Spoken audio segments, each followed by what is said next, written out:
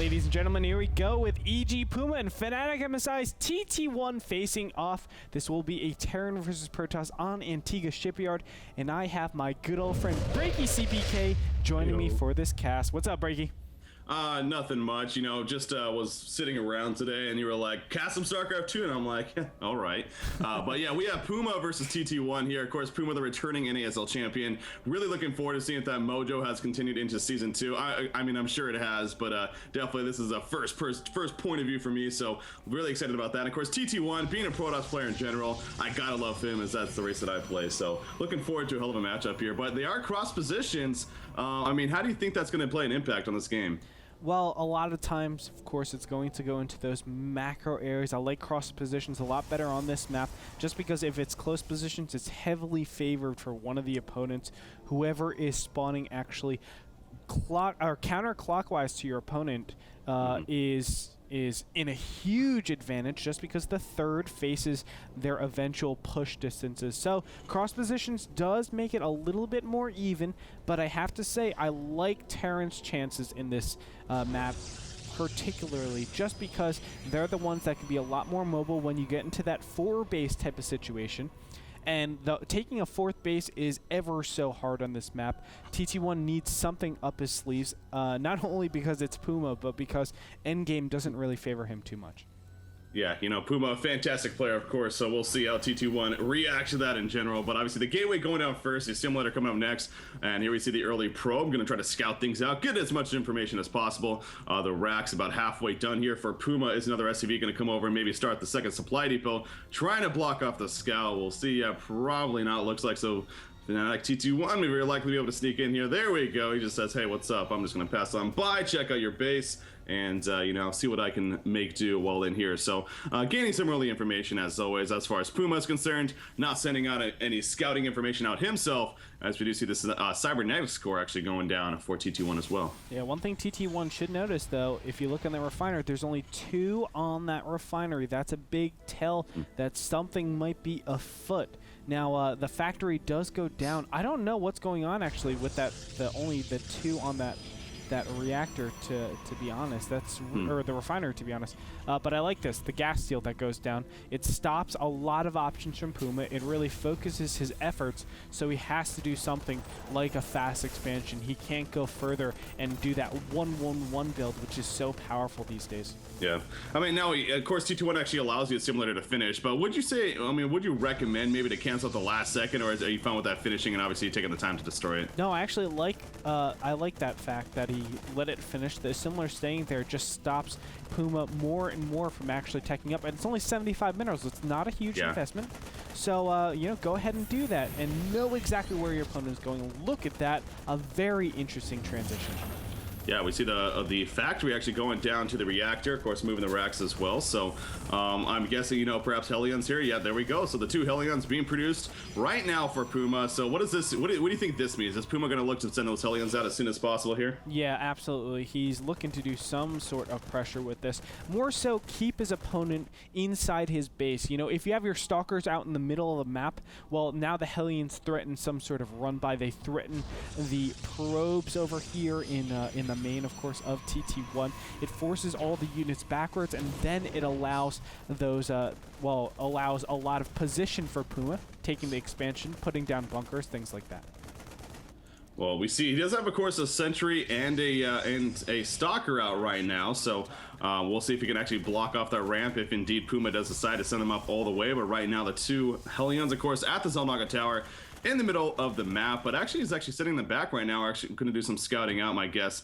Make sure there's nothing fishy going on at these base, you know, proxies or whatnot. Wants to make sure none of that is happening, but as you see from TT1's point of view, you know, he's not looking to do any of that right now. He's sitting on 1 base currently. He's out, however, sending the probe out, and there we go with his first expansion at the natural. So expansion going down now in favor of TT1, and of course that means, you know, has a 2-to-1 base advantage over Puma at this point, but 2 more barracks actually going down as well here for Puma, as he, of course, switched the barracks over back to the reactor, and actually there's his command center finishing, now turning into orbital, so he's going to actually have his second base as well at a very similar timing. Yeah, and of course the Orbital Command Center will help quite a bit in this early game stage. I actually love what Puma has done here. Switching off the barracks, switching over to a more Marine Marauder heavy army. Really forces his opponent TT1 to go that 3 gateway type of expansion. And 3-gate expand is okay. I mean, it has a lot of ability to do pressure, but let's think about this. They're in cross positions, so it makes it harder for 3-gate expand to actually do damage. You can't really push across the field, knowing that you know, there's Hellions at any point in time. But it looks like TT1 is actually going to do just that. He looks to put on the pressure. Here we go, Stalkers on the bottom left-hand corner, firing at some of these Hellions. Yeah, we see the Hellions, though, falling back. One of them just below half life. Another group of Stalkers coming in, but not able to catch them in time. So the Hellions are going to be fine, it looks like, for Puma. The 4 Hellions now grouping up, looking to do some recon here. But again, we see TT1's army. He's actually going to fall back himself. But that pylon is up, and of course the Stalker is hiding in this expansion over here, as you mentioned as well. So Puma just kind of, you know, just tagging in, trying to see what he can make happen, trying to catch TT, or get as much information as possible, of course, and keep TT1 back, and playing a little bit defensive here. Pylon going down at the front ramp in the meantime for TT1, but again, the Hellions poking in. Obviously, though, TT1 not going to let him, you know, take on that pylon by any means. They're going to make sure that he knows where he's at. So. Yeah, so TT1 is in a position where his tech has been severely delayed because of this early game pressure that he's tried to do. Normally, when you do something like 3-gate expand, you need to have a little bit of follow-up pressure just to make sure that your opponent is doing the correct type of builds. But he hasn't even been able to push out. That's the big problem, and that has to do with the amount of space that exists between them and these Hellions that have been so pesky. A great job by Puma, but finally we can see that TT1 is starting to push out, and I think Puma is absolutely prepared for any sort of incoming pressure. Yeah, and of course robotics facility going down, but here we go with the Stalker army. That is TT1's, of course, 8 Stalkers pushing out in the middle right now, going past the Naga Tower, and they're going to look to try to see what they can make happen here. But obviously Puma, as you mentioned, you know, he is ready for this. He's got 3 bunkers fully loaded, ready to go, so there's really not much TT1's going to be able to do here, and most likely we'll just turn around as maybe send one up there to scout things out, but yeah, we'll most likely not break through here. Oh, here we go, and the Hellions tried to run in here, but they get denied immediately. That was the whole purpose, I think, of those 8 Stalkers pushing out, because it doesn't make sense to actually push out with 8 Stalkers without the sentries that have so much energy. So he was just baiting those Hellions to come in, saying, all right, come on, try to do that counterattack silliness, and now he's just going to back out, netting the 300 minerals in kills with that. I like it, but, you know, the big problem is that tech. We can already see medevacs coming out. In a robotics bay, a Colossus, single Colossus hasn't even been made. That's going to give a huge timing potentially to Puma. He can maybe just press his advantage with this tech, with this medevac, which offers so much support very early before any Colossus pops out. Yeah, the MMM army right now for Puma is pretty massive here. Of course, the supply advantage is actually in favor, 102 to 94 for TT1. But in the meantime, you know, it just definitely that army composition, you said, the tech is definitely there. And of course, the medevac really going to help out in favor of Puma. So he's pushing it through the middle right now. As far as TT1 is concerned, he's actually trying to get that Colossi up. It's halfway done. Of course, he's also researching the thermal lance at the same time. Wants to have that at least finished before this attack happens. But Puma, you know, is making a pretty good timing right here. Actually, he throws down the scan, seeing what he's going up against. The sentries, of course, they're ready to go, but will Puma look to break through here? I think Puma will go for it. There he goes. The stim comes up, and all of TT1's units have to drop back. The Colossus comes out the kind of the best possible time. Yeah. Force shields are coming up, segmenting a couple of units, but I love this Puma just grabbing a small group of units, making sure that upgraded Colossus can never get in the huge Marine armies. Now finally the Stalkers are cleaning up. Probes are being pulled off the line. And it looks like TT1 will clean that up, but loses the Colossus and loses a ton of gateway units. More importantly, those sentries. This is a big blow to TT1. Puma pulls way ahead. Yeah, as you mentioned, that was actually a pretty good spawn time for that Colossi, and it was actually a decent position, but it was just better play by Puma. He spread out the Marines, sent them in the backfield, he put the Marauders up front, of course, a lot more beefy against those Colossi, and definitely was able to tank the damage as well as eventually pick them off. So well played by Puma right there. Of course, now falling back with the medevac, gonna heal up in the middle of the map on the Zone Naga Tower, but while that was happening, a third base going down for Puma, so he's gonna try to get even more ahead at this point, and you gotta feel TT1, you know, now he's playing on his heels, he's playing playing backwards. What do you think TT1 could do right here? Does he go for a risk in terms of counter push himself? Does he go for an expansion here? What does he do? Right now, I mean, it's a very hard thing to come back. And what TT1 wants to do, by the looks of his gateways, is he's just going to go for a huge 2-base all-in. I don't think that's the correct way, because at this point Puma has the ability to have a higher production capacity than its opponent. What TT1 is banking on is hitting right before the production, the, you know, let's say 7 or 9 barracks, whatever the direction that Puma wants to go, actually gets up. But I don't know if he has, oh my god, he's taking another base. I don't like this at all. TT1 either needs to commit fully to a push or commit fully to just mass defense, but he can't straddle the middle, and throwing down those additional 3 gateways definitely straddles that. Yeah, so as you mentioned, you know, going for that third base, but will this prove to be the demise here for TT1? In the meantime, though, Puma, he's not looking to do anything just yet. Of course, has no idea about that third base coming up, and I have to double check on that. Yeah, of course he has no clue.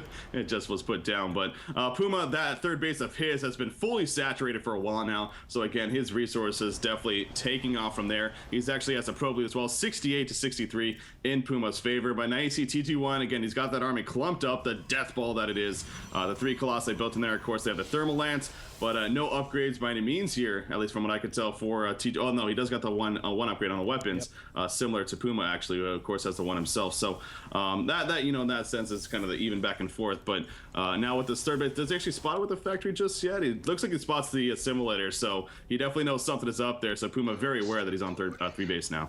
Yep. But he should have indication that he's way ahead, because he saw the assimilator warping in. Knowing that the assimilator is warping in, he knows his opponent hasn't been on 6 gas for quite a long time. Without 6 gas, you cannot do everything at once. You need that gas for upgrades. You need it for High Templars. You need it for Colossus. There's so many things that TT1 has to focus on, and it's just such a bad position for him, because Puma has the agency to do whatever he wants. He's actually pushing out right now. Yeah, the 3 ghosts in this army. Remember that, of course, the EMP is always so deadly, and against this Hellborn, or well, against this Protoss army here, definitely no different. Wow, that was quite the slip right there. But of course, so we see Puma now again making the push. Of course, the ghosts are in the back, but expect those EMPs to be used very, very deadly for the Protoss army. But for now, actually, instead of going for the main base here, Puma, he's gonna look around, see what else, see what other buildings are going down for TT1 around the outside, and in fact, gonna even pick up a pylon right there. So not looking to go just yet, but you know, he doesn't need to. Well, I think that's correct. Puma right now doesn't have the optimal production facilities. He's still on his 5, just now getting his additional 2, so going up to 7, but he still can fit in one more huge thing, whether it be a starport, or he can go something like 2 more barracks with reactors. We'll see actually what he does. Actually, TT1's the one that wants to be the aggressor. He is fully maxed, but you can see he is very underdeveloped in terms of his army composition and additionally his upgrades. He's only at 1-1. Puma's at 2-1 right now. Yeah, that's definitely a disadvantage, no doubt, for him. So we do see here, though, that, again, TT1, though, looks like he is trying to make some commitment in the meantime, as he is going to be poking at this expansion right here. But we see the scan going out, so Puma kind of scaring him off. So that's going to be that for now, and TT1 will actually fall back here. This end game stage all comes down to position. Both players don't want to be caught way out of position, but actually TT1 is going to go into a bad position. Here we go. The final engagement looks to be going now.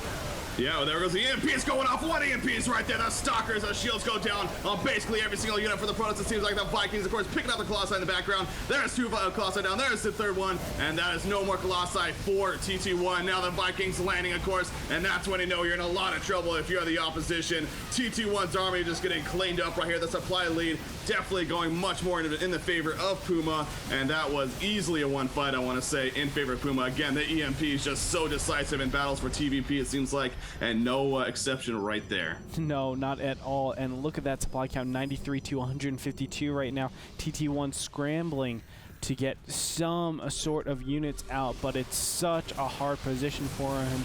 I mean, he needs something like High Templars. He needs, obviously, charges being upgraded right now, but he needs, like, power-hitting units. He just does not have that. Now 2-2 against 1-1 with upgrades going towards the Terran. I don't know how TT1 will be able to defend this.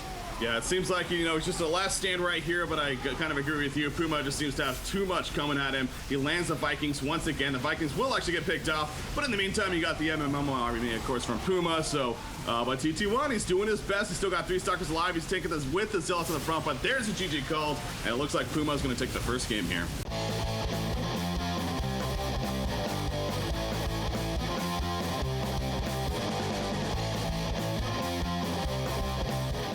Man, oh man, Puma, I said earlier on, I was wondering if he still has his mojo here in the Season 2. Definitely seems like it. Definitely taking it to TT1 there. Oh, yeah. I mean, he had control over that entire game from the initial push, and I love that. He actually scanned his opponent's base, saw the timing of the robotics bay, and, I have the convenience of saying, oh, I can see everything that's going on precisely when it is. I have, map hacks because I have vision of both these players.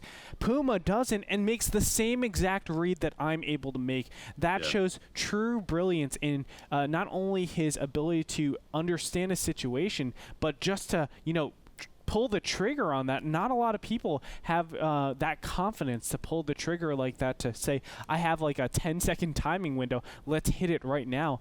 Puma just is such an impressive player, was able to carry that advantage all the way to endgame, had the perfect army composition for his opponent's composition. Of course, we saw TT1 did not have the upgrades, not have High Templars out there, didn't have Archons, just straight up gateway units plus Colossus. And this day and age, Breaky, you cannot be going that army composition. Yeah, and earlier on, TT1 did a pretty good job of holding off the early Hellion pressure from Puma. He eventually got them all cleared up, but of course, as the game developed, the MMM army got built up for Puma, and as you mentioned, the upgrades, the tech just didn't seem to be there in favor of TT1. Then there was that indecision where would he go all in to try to counter, would he go for a third base? He ended up kind of doing a mix of both, you mentioned during the cast, and it just didn't seem to work out for him in the end. Once he got into that big battle in the middle, EMPs went out, and of course, we all know what happens in a PvT matchup when that happens. Yeah, never a good sight. But nevertheless, we're going to go into game number 2 right now between EG Puma and Fnatic MSI TT1. Puma's up 1-0. Don't go away, guys. More action coming your way.